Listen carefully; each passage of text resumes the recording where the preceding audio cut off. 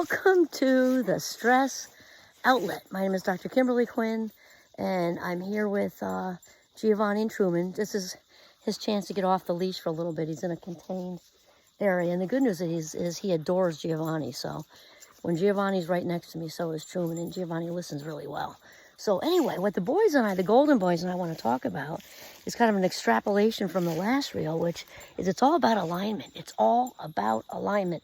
Because when we're talking about success, I was just doing a different reel for the LinkedIn crew specific to business. Because there's so much talk about success. Of course, we can all, have a different definition of success. And in no way am I saying that going out there and making a lot of money is a bad thing. Absolutely not.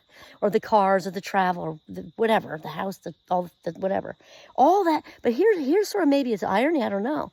But when we are in alignment, and that's our first goal is to be in alignment, which also involves some kind of sense of service. I'm not talking about religion or anything, but just that other-oriented, making a difference kind of thing.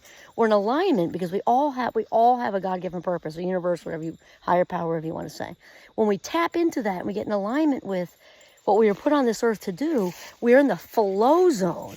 So that's the work of Mihai Csikszentmihalyi. It's way more involved in it than that. There's all kinds of things that are involved, components of being in the flow zone. But meaning and purpose are a big part of it. When we're in the flow zone, we're just in it. We kind of lose track of who we are in a good way. I don't mean like La La Land. Kind of lose track of that. We have this sort of overwhelming, wonderful feeling of being connected to the divine source, whether you call that universe or higher power, whatever.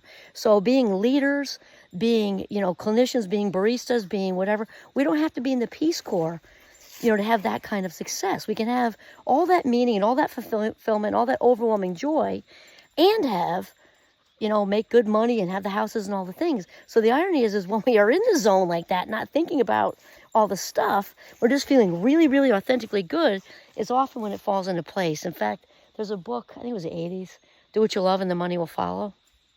Something. I don't know. But the point is being in sync, getting still, going within, and asking for clarity, because clarity is the key. Even all the goal setters out there, like people are talking about goals all the time. That and $5 will get you a Red Bull if you don't have any clarity, because you have to have an idea of which direction you're going before you can check any kind of boxes. It's like if your compass is set on Los Angeles and you're trying to get to New York, it's not going to work.